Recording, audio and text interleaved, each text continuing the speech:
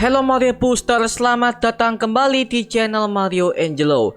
Film Joker Folie Deux sudah tayang di seluruh Indonesia. Nah, sekarang di video kali ini kita akan bahas mengenai ending dan juga breakdown semua detail yang terlewatkan di film yang satu ini. Nah, untuk reviewnya udah pernah gua bahas ya. Linknya udah ada di kolom deskripsi di bawah, oke? Nah, sekarang di video ini gua akan bahas terutama mengenai endingnya, karena memang ending di film ini membuat gua bermasalah ketika mereview film yang satu ini. Apa aja ya? So Mario Booster, let's break down this video.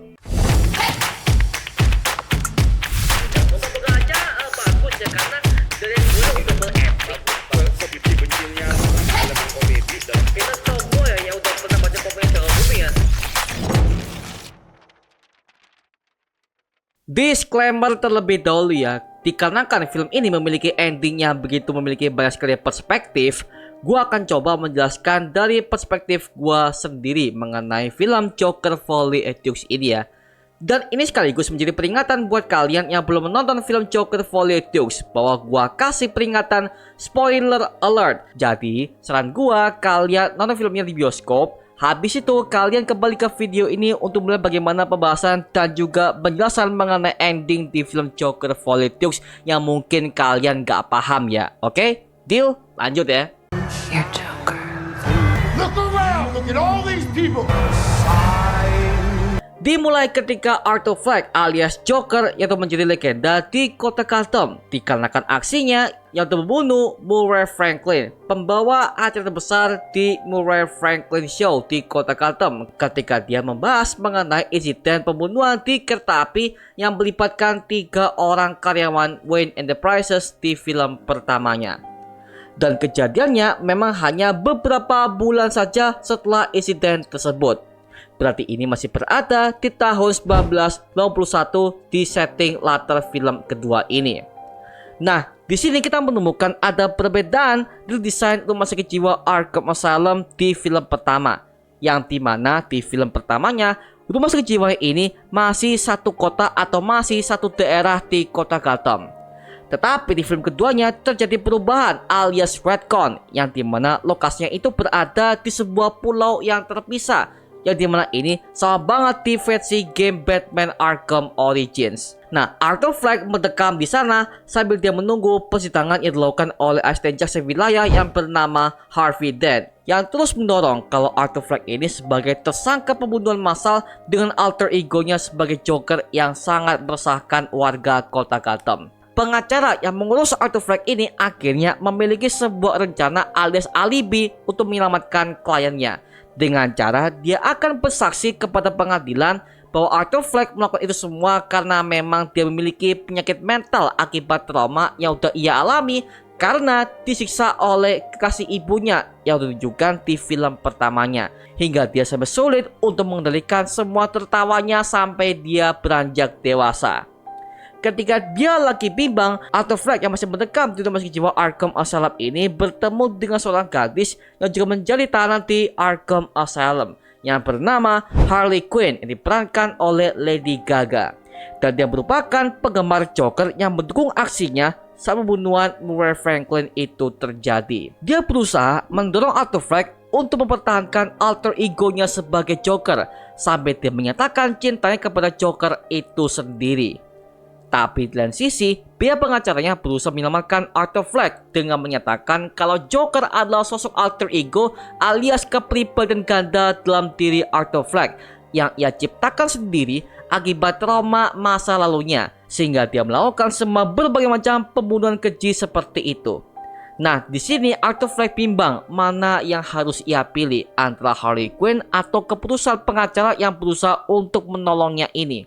Akhirnya tibalah di persidangan kota Gotham itu, dan dia memilih untuk memberontak dan juga menyatakan bahwa dia untuk membunuh 5 korban itu karena mereka untuk menyakiti dan juga mengkhianati Arthur Fleck sendiri. Semua pengikutnya akhirnya mendeklarasikan kemenangannya bahwa Joker telah bangkit sebagai simbol harapan mereka.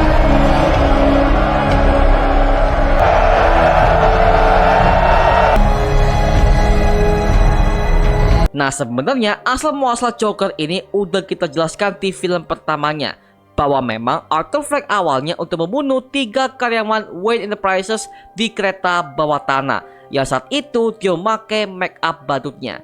Ditambah lagi, Thomas Wayne selaku CEO Wayne Enterprises menyatakan dengan jelas bahwa pelakunya adalah seorang pengecut yang bersembunyi di balik topeng dan menamainya dengan sebutan clown alias badut.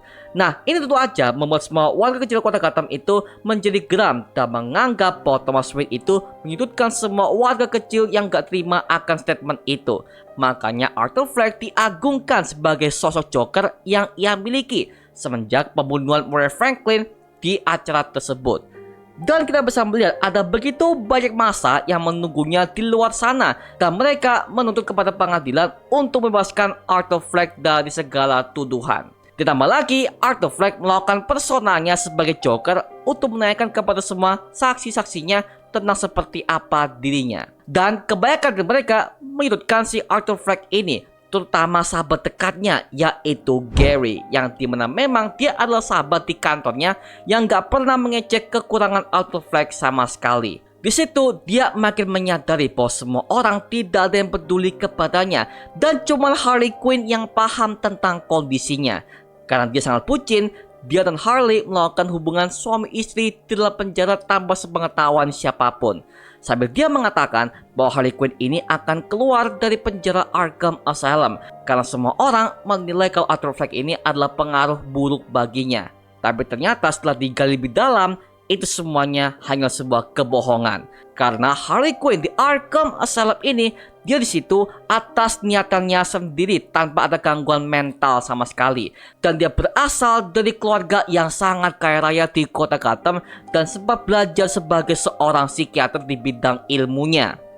Nah, tentu aja ini mengarah kepada versi komiknya yang dimana Harley Quinzel merupakan seorang dokter yang merawat Joker di rumah sakit jiwa Arkham Asylum. Sampai akhirnya dia jatuh cinta dan ikut bersama dengan Joker sebagai partner kriminalnya melawan Batman dan juga kepolisian kota Gotham. Nah, sebenarnya ketika Harley Quinn mengatakan kalau dia lagi hamil, ini mengarah kepada Easter eggs-nya di komik bahwa Joker dan Harley Quinn memang punya anak yang bernama Jackie and Bryce yang pertama kali muncul di komik Batman White Knight di tahun 2020 silam. Tapi kemungkinan di film ini Harley Quinn hanya ngibul aja soal kehamilannya. Karena dari awal dia udah banyak berbohong kepada Arthur Fleck yang bertujuan untuk membuat dia terkesan kepadanya. Tapi ya, lagi-lagi karena dia udah bucin, jadi dia nggak peduli apa kata orang mengenai sosok Harley Quinn ini.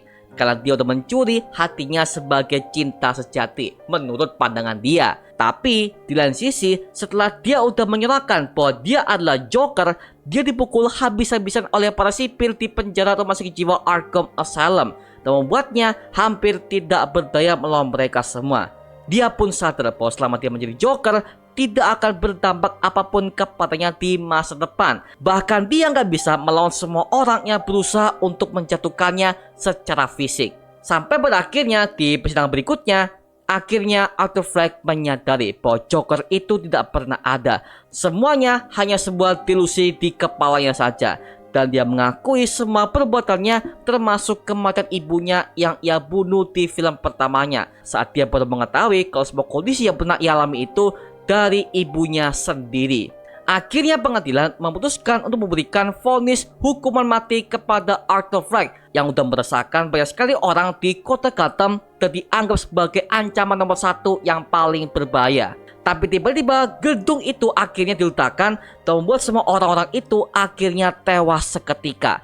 Dan ternyata terungkap bahwa ini semuanya adalah ulah dari para pengikut Joker yang berusaha untuk membebaskan Arthur Fleck dari persidangan tersebut. Tapi Arthur Fleck menolak dan dia menuju ke tangga yang mengarah kepada apartemen lamanya dan bertemu dengan Harley Quinn yang sedang menunggunya di sana. Tapi di situ karena Harley Quinn udah dengar bahwa dia udah berhenti menjadi Joker, maka dia memutuskan hubungannya dan pergi dari sana sambil Arthur Fleck ini dijemput oleh pihak kepolisian kota Gotham. Arthur Fleck akhirnya patah hati dengan segala janji diberikan oleh Harley Quinn pada awalnya yang dimana mereka mau membuat sebuah gunung lah, mereka mau hidup di kota terpisah lah.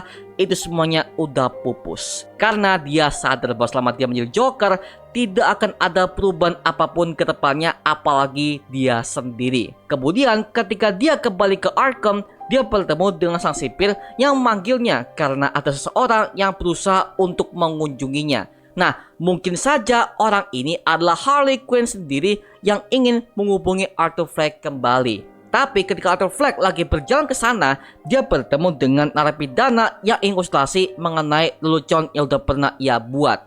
Dan ketika dia lagi konsul, dia pun menikam Arthur Fleck berkali-kali dengan pisaunya sampai dia kehabisan banyak darah di tempat itu. Hal ini dikarenakan Arthur Fleck udah mengecewakan semua idolanya yang sangat mencintai sosok Joker sebagai alter egonya. Makanya dia udah gak dibutuhkan lagi oleh para idolanya dan mereka udah mencapakan si Arthur Fleck ini.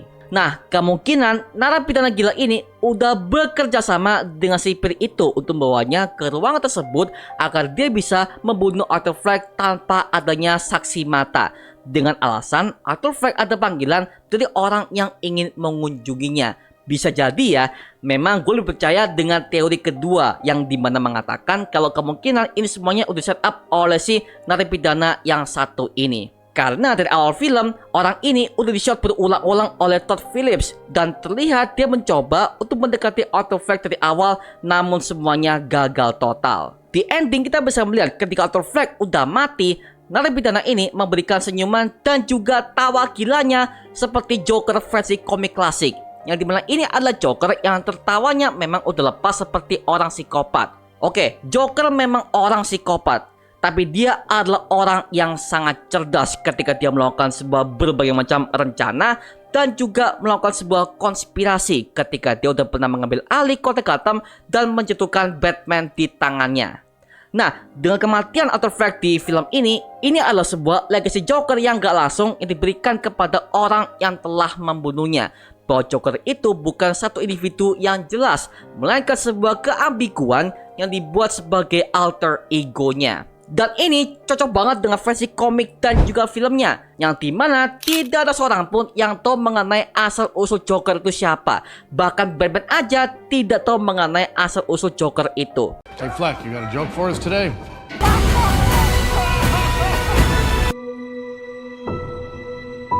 Dan di endingnya kita bisa melihat ketika orang ini tertawa, dia menyayat mulutnya sendiri dengan menggunakan pisau yang ia gunakan untuk menusuk Arthur Fleck tadi. Ini jelas mengarah kepada Joker versi Heath Ledger, yang dimana di bagian mulutnya itu ada sebuah sayatan pisau yang dijahit dengan sebuah benang jahit dalam film The Dark Knight tahun 2008 karya Christopher Nolan. Tapi masalahnya ini adalah timeline di tahun 1981. Kalau gua boleh berteori, kemungkinan orang ini adalah Jack Napier alias Joker pertama yang identitasnya udah dibuat dalam film Batman tahun 89 karya Tim Burton, yang dimana kemungkinan dia adalah pelaku di balik penembakan Thomas dan juga Martha Wayne di film Joker pertama, sama halnya yang pernah ia lakukan di film Batman tahun 89 tersebut.